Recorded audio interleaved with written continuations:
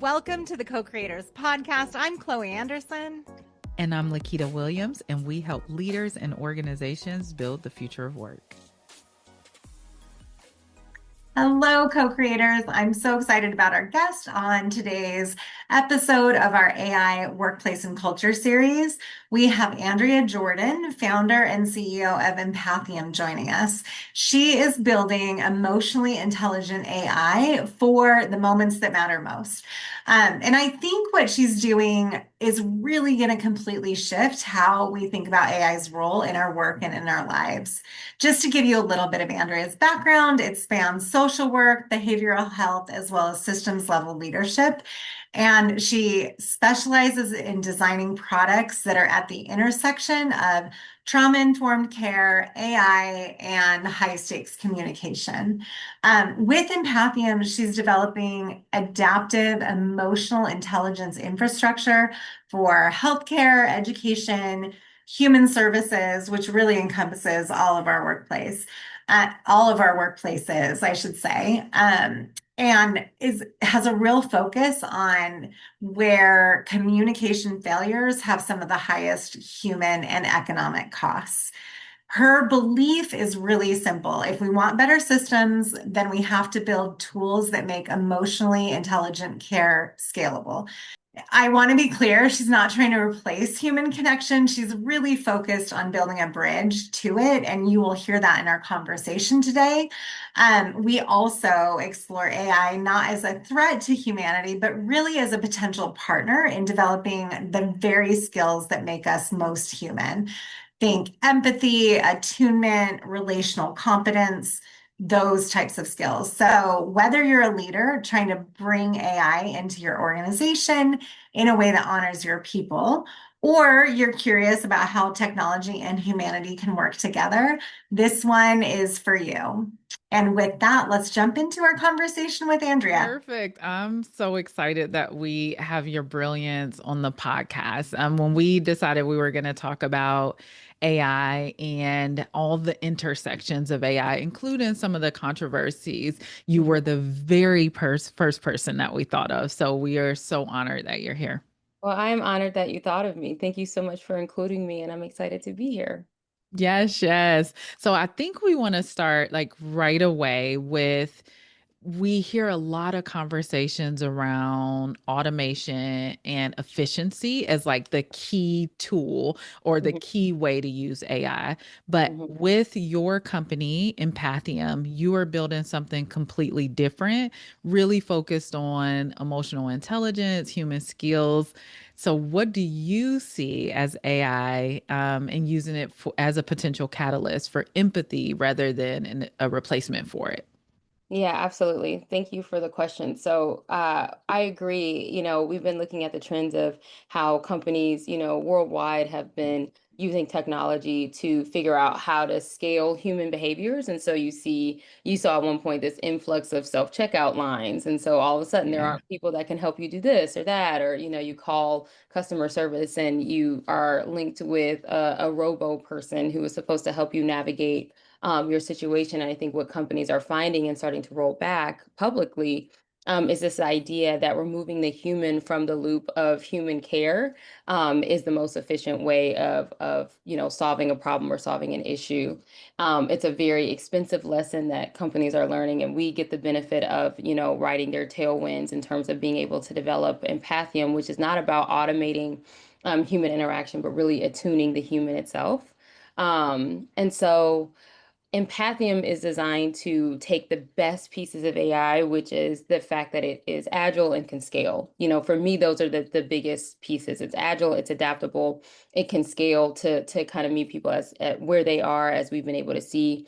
It also has the ability of, creating an on-ramp for micro learning and skills development, where there previously have been a lot of gates, even myself as a founder, like definitely my ability to even say that I'm going to develop this product and then know all of the different elements that I needed to do in terms of developing myself and developing the product for that. AI has been very, very helpful for those micro learning moments, for, developing a pitch, for, developing a business model, all those kinds of things where I've been able to kind of start there and then take the information I learned to real human beings to be able to help me with that process. So with Empathium, we're really using all of the access, to frameworks and models and learning, that is available via being able to train an AI model to kind of think in this way, or provide that feedback, and then making it accessible and scalable, in ways that it would not previously be accessible and scalable. And I think specifically as we're talking about like the front lines of care, and that population that we're targeting historically, this is a population that's typically left out of the technological booms that happen Yes. because of the fact that, human services work is not the most glamorous, it's not the most, expensive in terms of, having people who have a lot of money, they can flash around and kind of spend on non-essential or just kind of helpful or additional tools, right? So AI is the great leveler in that way. So using it for adaptability, scalability, leveling the playing field, allowing some on-ramps for some micro learning moments, and really using all of those things to attune emotional intelligence for the sake of relational, that relational piece, right? That relational competence. And that's what we're Oh talking about. gosh, yeah, I love this. I love how you use the word attunement, and I would love for us to talk about that a bit more because I'm sure you know and probably have experienced in this as you've been talking to people. One of the biggest pushbacks about using AI in this way is that it's not human, right? And Mhm, that if we use it this way, that means we're trying to change human emotion. We're trying to take the mhm, human out of being human. So when you used attunement, I mhm. immediately thought, this is about collaboration. This is about how do I become more human, but would Yeah. love to have you just tap into that. Yeah, absolutely. So what I'm learning about building empathy, and I think, with empathy at its core, I'm learning about, even now, how empathy is really a relationship between where the self starts and then how we're able to meet another person, in whatever moment we're experiencing or they're experiencing at that time. And so I talk about empathium as, not a barrier or replacement for humans or a barrier between them, but as a bridge between them. And so that attunement starts with the self, with the individual person. And so what we're building into the product is an opportunity for you to check in with where you are right now. Where's this moment meeting you? And then how do you meet the other person in the moment that they're in?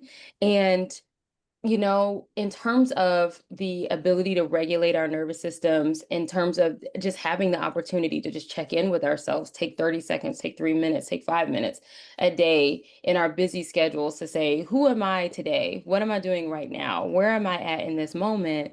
That's seen as a luxury. I think that kind of self-awareness is something that is typically reserved for, we have historically reserved it for people who can build yoga, or like some sort of like some sort of practice of that sort into their life, Yeah. and that's not very many people.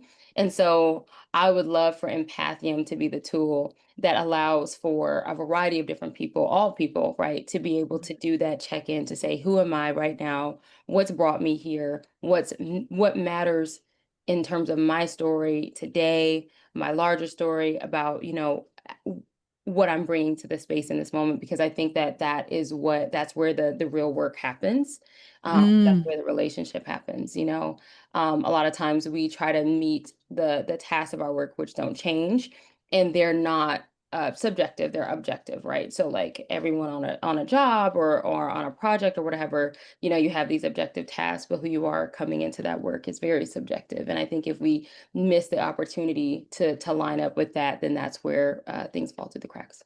Yeah, absolutely. Go ahead, Chloe. I just am really going back to like that attunement and what you were just describing. And I think like be having a tool to help us be in that space, right, from an attunement perspective is so valuable, and people are missing that right now, right? Like it's just so you talking about like, okay, you have 3 minutes, we're going to help you connect Hmm. with yourself. Like there's just so many great ways we can use AI, like for good. And especially when we've got that intention behind it. And Yeah. it's not just about like, how do we maximize efficiency? How do we save money on the bottom line? It's actually like, how can we do our jobs better and show Yeah. up with more humanness, Hmm. rather than less, which is so contradictory to so much of what's like out there right now. Exactly. And yet what we're finding is that, just in terms of simulation-based learning, which is the core kind of a Yeah. component of what Empathium is building, that is something that is reducing the time for competence, retention, and training, right? And so we know that we've seen that from other companies that if you get someone in an environment where they can actually practice the thing in terms of as opposed to just learning how to do the thing, you're going to have the opportunity to spend less and take less time doing that, right? I think what Empathium is able to do is to also say, here's the connective tissue between that competence and then the behavioral change. That's what companies are missing. And so I think in terms of efficiency, it's so interesting to learn. And I think many of us know this, but it's something that we all have to remind ourselves that sometimes we have to slow down and speed up. Sometimes Hmm. we have to like be intentional about what the now so that we have a mind for not having to rework or lose work in the future. And I think in terms of the fields that I'm really targeting as our beachhead, right, like that first entry into the market, there's a lot of turnover. There's not just burnout, as one physician put it that I'm working with. It's not burnout, it's moral injury. Hmm. And that was a real wake-up call for me in terms of how even I have been framing the language around early exits from the careers that people had invested, years of their lives in, hundreds of thousands of dollars to be able to go into these professional spaces and then leaving before retirement or leaving within the first 5 years. In the case of social work, 40% of people leaving within the first 2 years of practice, right? And so I think attunement is important, but it can also be really scary because when you do check in with yourself about where you are and those kinds of things, that's also where there's a highlight for the mismatch sometimes between Yeah. where you are and what you wanted to bring to the space and what was important to you, and then the reality of your job, and the reality of what's being asked of you.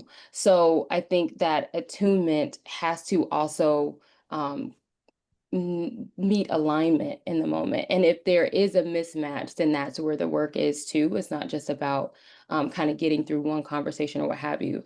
Because what we're finding is people will do the work and then they'll leave the work. Because Yeah. the work was too much. And it's not that they're not competent to do it, it's that the alignment wasn't there. Yeah. And I'm so curious about this because I think there is this piece that's about the individual level and what we need to do as individuals, and also the conversations that you're trying to have with an organization and with an industry as well. Yeah. So, as you talk to leaders about why this sort of skill building will be valuable Mhm. instead of using, the next AI tool that's just going to increase what the type of productivity that you could see on paper. How Mhm. would you respond to that? Yeah, so it turns out that empathy can be operationalized and that there's an actual financial return on investment. So, Yeah. looking at what it costs, for instance, for organizations, social service organizations, to be able to kind of bridge the gap for an empty seat. That has a there's a financial cost, I believe. I believe the cost of an MPC in a social service organization is around $36,000 annually. And I'm not positive about that number, but I will say that there's a cost for the space that's not filled, right? And so when you talk about turnover, you talk about that level of one organization I was talking to said that their turnover rate for 2024 was 79%, which is Whoa. Oof, oof. 79%. So Whoa. that means that you train people and almost by the time you get them in, they're leaving, you have to train new people. There's costs associated with all of that, right? And so we're talking about the fact that this is a problem that you can't solve with recruitment what Mhm. retention broke. Right. Hmm. And so Hmm. like looking at the cost of both recruitment, but then also, balancing that with if you invested in the people that are still here, for them to be able to stay and do their work effectively and from a place that feels supported in that work, then it's going to cost you less. But then also as we move into hospital systems, the cost of, an empty physician seat is it's exponentially more expensive. When you talk about the cost to us socially in our social fabric, 122 million Americans live in healthcare deserts. That means Hmm. that they do not live in a space, and it's not just people who live in rural areas, but it means that the facilities that are there are so chronically understaffed that they are not in a space where they're able to get the care that they need. That's enough. I did the math on that, and that's if you filled every single stadium, including high school stadiums in the United States twice, that's what it would take Wow. to house that many people. And I think when you think about the scale of that, we're talking about the human cost, we're talking about the cost to our infrastructure, we're talking about a healthcare system that is strained beyond belief when you think of it that way. We have a shortfall of about 500,000 clinicians and care professionals in the field right now.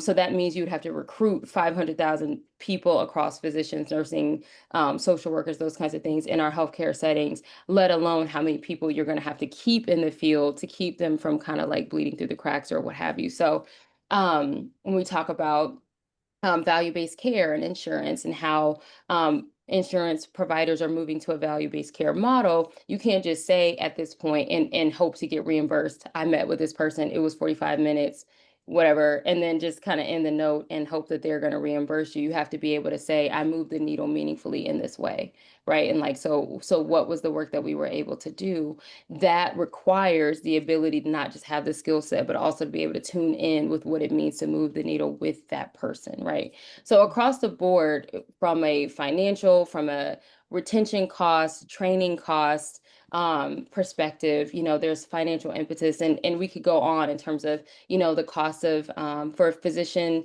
provider, and caregiver or family member kind of communication, and the cost of what it means when that breaks down, and then how that could lead to hospital readmission, and the financial relationship between an insurer and a healthcare system. There's so many different numbers that we can point to when we talk about what it costs that we struggle to connect with each other, and quantifying that. And then I think from the social fabric perspective, I think it hits home when we think about the fact that, we all share this infrastructure that is cracking, right? Yeah. So I think it when you're able to operationalize it, I think it's helpful for people operationalize it and also scale it, so that we can talk about the fact that emotional intelligence isn't a personality trait.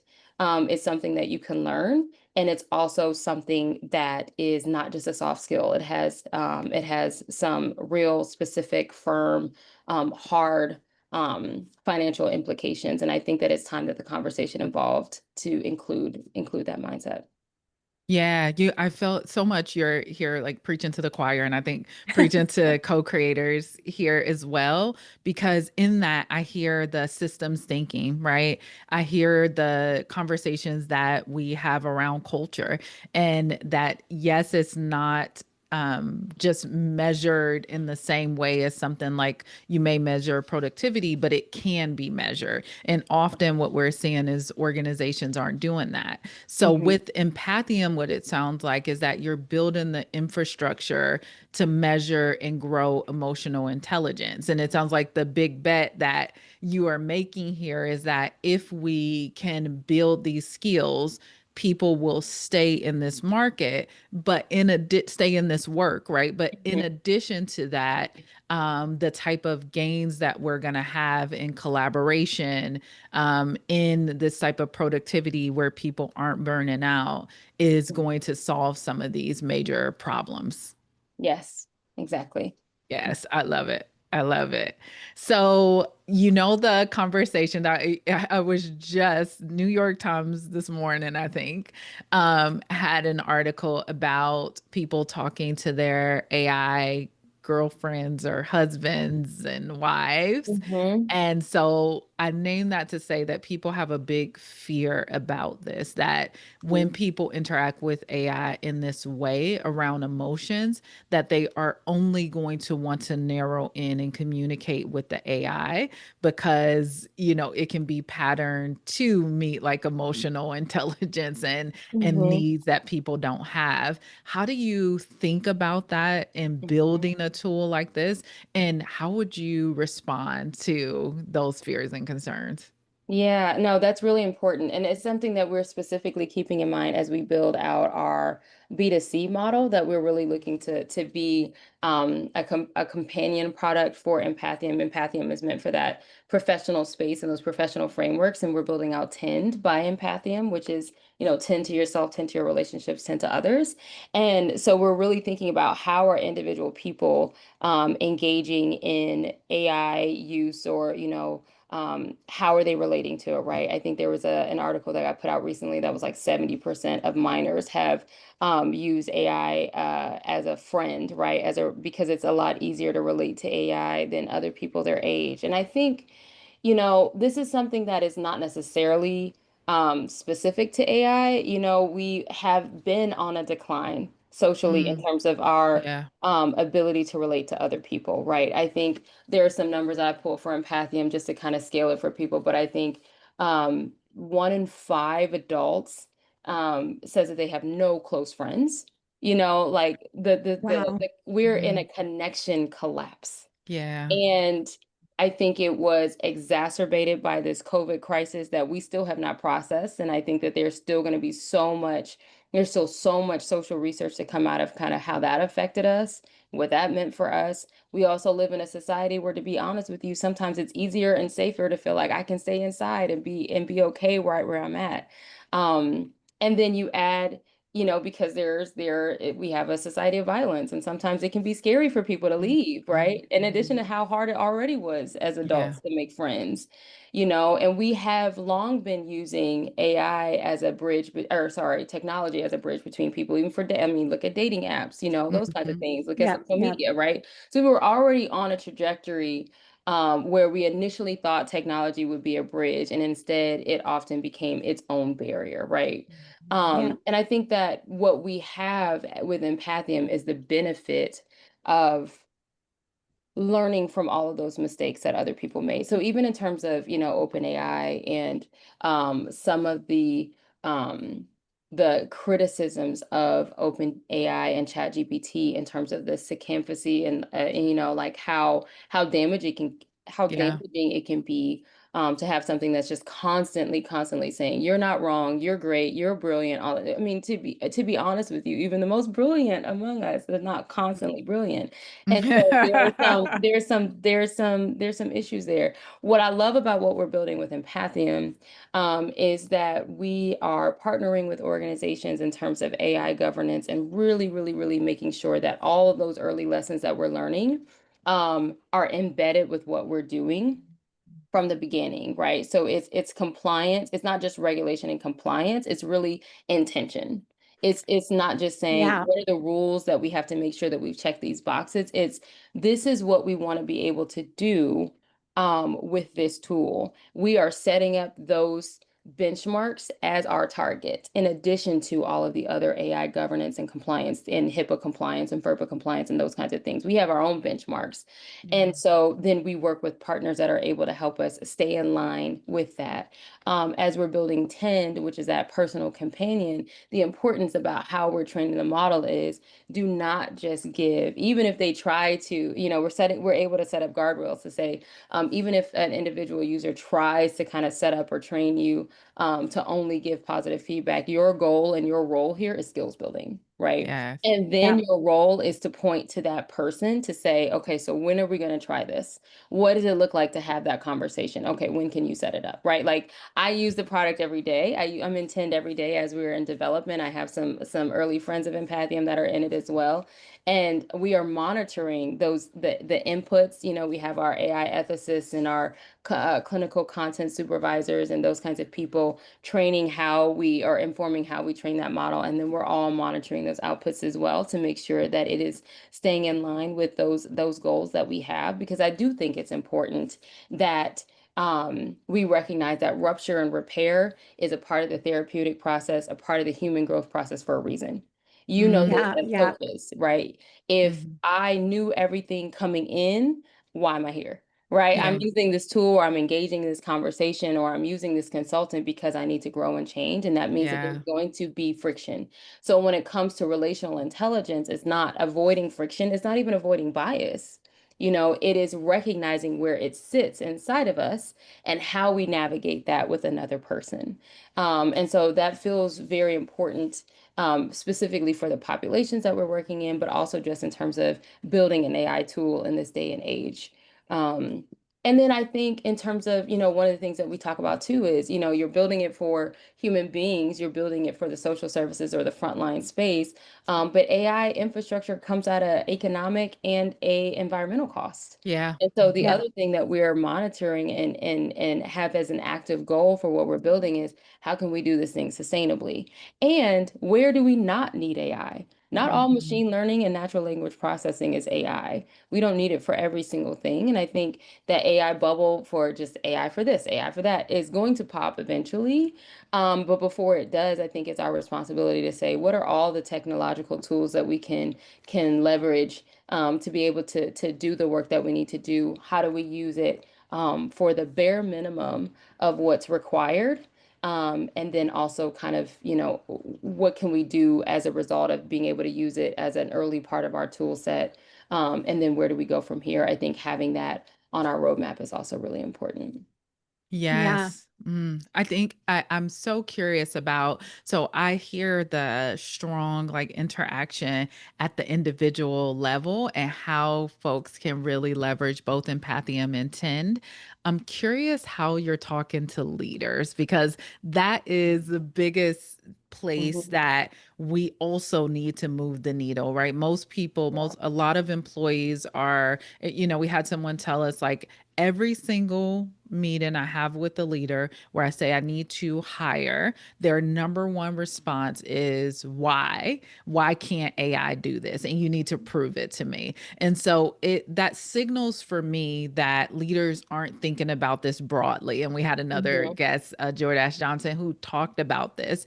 And folks just looking at, as we mentioned earlier, the productivity piece. When you are talking to organizations about the types of steps that they can take to Mhm. integrate something like Empathium, where are you starting with them? And like what pushback, if any, are you getting? But Yeah. I think we're most interested in, probably listeners are, in like what's the solution to Yeah. bringing it? Yeah. It's so interesting because we started at the opposite end with the conversations that I'm having with you with leaders.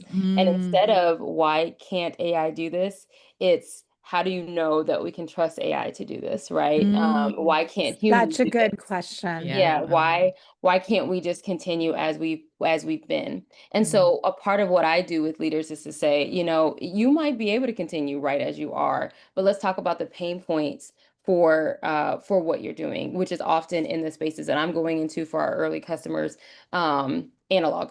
They're doing everything by hand, mm, or doing everything with individual monitoring. So I was talking to a potential customer yesterday, and her whole business is training people to do the work of frontline care, not necessarily doing that care directly. yeah. And so training is like 90% of her core activities. And so they have a wonderful framework, they have a good kind of system going. But as we kind of dug in terms of, what is the cost of not being able to do this as efficiently as possible, because you have to have an individual there monitoring this real play. She said they don't do role plays, they do real play, right? So monitoring those processes, and kind of like what are some of the gaps that you're experiencing. That's when we got the chance to say, okay, so there are ways that you can use and leverage technology to fill just those gaps, right? We're not trying to replace the people that work there. We're actually trying to make their jobs a lot easier. And so instead of 3 different sessions with 10 different people at a time, because you only have one staff member, you can have 30 people in a simulation-based platform, and then you're getting that dashboard roll up of these adaptive trainings that they've been able to have. Here's how you take your training and you take it from just the policy and into practice, and you're able to be able to certify on your name, I have seen this person do this. And you are able to provide a certain level of parity because everyone is getting the same experience versus in role playing, people don't want to make it too challenging for their partner or what have you, right? So I say all of that to say, working with social services and especially in hospital settings, when I talk to physician executives, it's not necessarily that they haven't been approached about AI, but it's Mm. definitely a natural, healthy skepticism. And so the work that I'm having to do is to say, here is what we are building, here's what AI is, here's what it's not, here's how we are de-risking this, proposition and how we continue to do so. And here's how we can co-create this if you feel that there is something that is worth it there. And I think that that speaks to a movement that has to happen. When I started building Empathium, and even the pushback that I get from investors is like, this is a slow to adopt kind of professional space. They're technophobic by design and by nature. And how do you know that you're going to be able to do this? Um, but I think that AI is coming for Yeah. the work that we do, whether we consent or not in that sense. And so I think it's our responsibility to be at the helm of building solutions that are for our spaces. And I think that that alignment is also something that goes a really long way to be able to talk to people and say, listen, I have done this work. I know what it is to work with these very vulnerable populations, these very vulnerable people. And ultimately, while my ideal customer is the person who can use this in their day to day, and my ideal buyer is the person who can support them using that every day. The human at the center of this human-centered design and human-centered tech product is the more vulnerable person. I'm thinking about the person that has the least amount of representation. I'm thinking about the person that we walk past every day that technically on paper doesn't exist, right? Because they're not in anybody else's systems.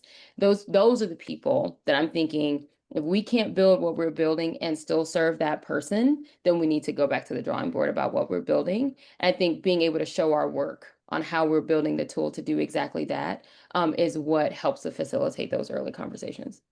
Gosh, so powerful.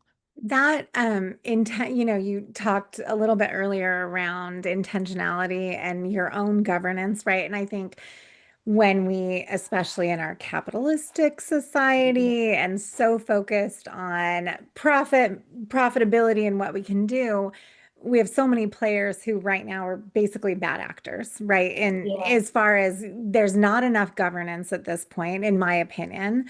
And Mhm. so your approach as far as like, yes, we're going to be in compliance with whatever exists, but that's not enough. Like Yeah. that is something that I think so many people can learn from because you have to know how to use these tools in a way that is ethical, that is going to lead to better outcomes and not just profitability, right? Yeah. And so I just love that you name that because it can be a tool for such good. Hmm. But if we are looking at it as like, oh, on either end of the spectrum, as, oh, this is too scary from like a Hmm. medical, social work, privacy, we can't do this when really the outcomes we could get could be Hmm. so much better. Or the Hmm. opposite end is, why do I need people anymore? Like both of those Hmm. are extremes in the middle, and that intention, Yeah. and your own approach to it, I think is just something that I think we should all be modeling, Mhm. whatever spaces we're in. So I just want to Yeah. say thank you for naming that because I think that intentionality, like people go into it without thinking, what's my intention with using Yeah. this? Yeah. It's huge. It's challenging though, because what de-risks us as a product is not what de-risks us as an institutional, scalable, investable entity Yeah. Yep. where everybody is building, I mean, as a founder, it is challenging to be on Yes. LinkedIn and see, I raised $8 billion on the back of a Yeah. napkin and I shipped my product overnight and now trillions of dollars in users. And it's like, why am I so slow? What's happening? And do I have a good institutional story? I have to believe that we do, because doing this work the way that we're doing it is not cheap. It's expensive, right? And so there has to be alignment between the capital that is interested in doing this work Yes. and Yes. doing it well and not being a flash in the pan, because the human risks are something that I think this is the importance of having someone from the inside build a product, because there are certain risks that you're just not willing to take.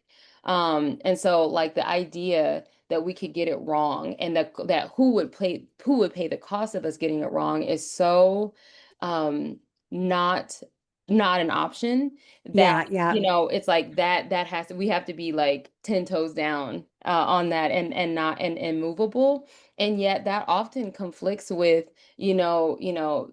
VC backing that has a sort of traditional build it fast, ship it fast, fail fast, scale it fast model. And so that's something that we're actively navigating. How do we find that patient capital that is aligned with not just where we could go, because I do believe that Empathium has the potential to be, and I am building the emotional intelligence infrastructure layer that's currently missing from what we're doing. And I think in all ways, there are things that seemed optional before and yet are essential now, right? And when Google first started, it was just like, do we really need this? We have encyclopedias, right? We have Bing or whatever it is that we were using before, when we still were getting, the internet in our mailboxes. Y'all remember that? How the internet used to come on a CD-ROM and Yep. Yep.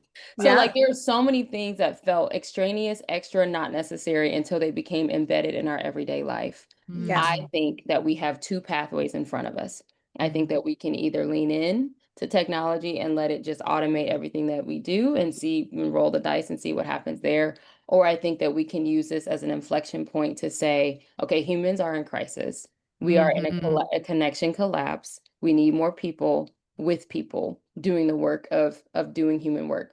There's these numbers that I found that was like 75% of people press zero immediately upon calling customer service. I am one of them. Okay. It's me. Okay. The Same. calls come from inside the house, because I would rather wait for someone who can understand the nuance of what Yep. I'm trying to say. I don't want the quick answer. I want the right one. And Yes. that requires a higher level of processing than sometimes even the most intelligent of artificial intelligence. AI can code very well. It can do all these other things and meet these benchmarks, but it can't human well, because it's not a human. What we're Mm, doing is creating capacity to do the human work, not necessarily not mhm. replacing it, right? And so, like I said, I think we can lean Oof. in there Yeah. or we can lean in here. And I think right now, what I'm describing to people seems extra sometimes, or it seems like a nice to have. I am of the opinion that it's a need to have. And if we choose to go in the direction of connection, that it's going to be a requirement that we be able to meet people where they are, which is not necessarily always in the middle of relationships, because so Yeah. many of us don't have them. And so we have to be able to meet them on their phones or on the computer or whatever, to say, we're meeting you here, but this is not where we end. We're I'm not gonna leaving walk you you right. here. I'm not Yeah. leaving you here. Yeah. I'm gonna walk Yeah. you right into this moment. I was even using 10 yesterday to game out some stuff. And what I really, even as the creator of this thing, what I really wanted it to say was, you're okay. You don't even, that sounds really hard. Like, you do not have to do that. You can sit here and whatever. And instead it was, okay, so like what's the next step that you're gonna, like, what feels like the smallest but most meaningful step that you can take to do that thing that scares you? Okay, so like okay, so put the phone down, pick up your computer, let's do it. How did that feel after, right? And I did the thing that felt scary. And I mean, I'm using that as an individual user at that point, right? Like Yeah. I'm not even engaging with it as a person who made it. And so I just say that to say, that's the horizon, and the sky is the limit on the horizon for me. Mm, Simultaneously, I also need somebody who, or people who are aligned with the fact that that takes time to build, and recognizes that we're not stagnant as we build it, right? And so like yeah. that's the idea that we have, but our technological landscape is changing every day, and as a company we are also adapting to that, to say this is what we want to build, but we can't just stop our innovation at, we can't arrest our innovation at where technology was when we first started building this product just 4 months ago. As capabilities increase, what else can we do with our mission alignment intact, right? So what else can we do and funnel back into that original plan of fostering connection between human beings? Yeah, where you started here is human beings are in crisis, right? And that moves from, to your point, we could have this, right? To we actually need this and it's required. And I think that shift is going to hit so many of our listeners because the narrative we hear around artificial intelligence is like we're all building things that we don't need, right? Yeah. But we humans are in crisis. Our communication is in crisis. Our emotional well-being is in crisis. And whether folks feel that's just a US thing or not, Right. the opportunity still exists and there's more work to do. So Yeah. with what you outlined here today, because it's so many takeaways and I feel like we could talk for hours. I know. I'm like, I have so many questions. So many good things, and we want to respect your time. Are you, with everything you've named, we've talked about some of the optimistic pieces, we talked about some of the pessimistic pieces. Are Mhm. you bullish? Are you bearish on AI? And what gives you that feeling? I am bullish on, it's so funny you asked that question. You asked me that question, and my answer is not really. AI is the moment. It's the tool of right now, right? It could be as enduring as a hammer is, where it's like, oh, we can use this and it travels across the ages. Or it can be something where, we say we replace this thing in the future.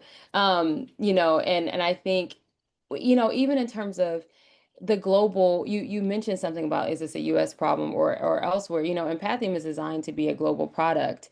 And we are, in conversations with this global digital health platform that's interested in embedding Empathium in some of its work. And I talked about wanting to build a product that doesn't just not only doesn't require AI at all times, but also how do we build this tool in limited to no connectivity spaces?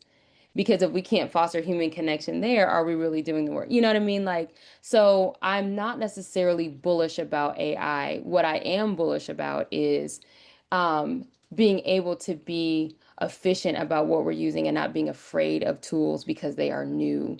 And being able to use our critical thinking to examine for ourselves, how do we use the tools that we have, and also how do we not use a hammer for a wrench's job? I battle with this because, Audre Lorde, one of the people that I admire the most in terms of their writing and their thought leadership said, the master's tools will never dismantle the master's house. And Yes. I have got to say that at this time, that's exactly what I'm doing. That's exactly what I'm doing Mhm. is being able to say, these are the tools that we have at our disposal. How do we use them from inside? And then not necessarily dismantle the house, but make space for all of us to live in it. Mhm. And so I'm still on a philosophical journey about what it is that we're building. And I'm open to these questions and I'm open to these answers. But I will say that it's one of the tools that we're using. It feels like it's definitely in terms of being able to evaluate the tool and is it able to do what it needs to do, and are we able to stand this thing up quickly to meet the moment? Yes. And so, I think we have the opportunity to leverage that and then still stay grounded in our intention and also open to what comes next. Mm. I love it. I am so grateful for what you're building. I'm so grateful for the work that you're doing. I feel like this conversation is not happening enough. That's why we were so excited to have you here. And we hope that this message will only get louder, right? Because the Yeah. transformation, the time for it is now and it needs to happen. So thank you so much for being here. Will you just share with folks how they can connect with you, how they can find you? Yeah, absolutely. And thank you so much for having me. I so admire what Co-Create Work is doing in terms of, making culture an essential part of the conversation. I think it's, again, one of those things that people feel like it's a nice to have, but it is a necessity. And I'm excited about what you guys are building. So you can find me on LinkedIn. You can join us and join our waitlist on empathium.ai. And if you're interested, reach out to me and I will give you the link as early access user for Tint as we get to stand that up and share that with the world. I love Amazing. it. Thank you so much for being here and thank Thank you for you. your leadership. Thank you. Thank you so much for having me. We hope today's conversation gave you something to think about and, more importantly, something you can use. If this episode resonated with you, we'd love for you to share it with another leader, entrepreneur, or friend who might benefit from hearing it. And for additional resources, frameworks, and tools related to our topic, please be sure to subscribe to our newsletter at cocreatework.com. And of course, if you have any question you'd like us to explore in a future episode, we would love to do that. So please send it to podcast@cocreatework.com.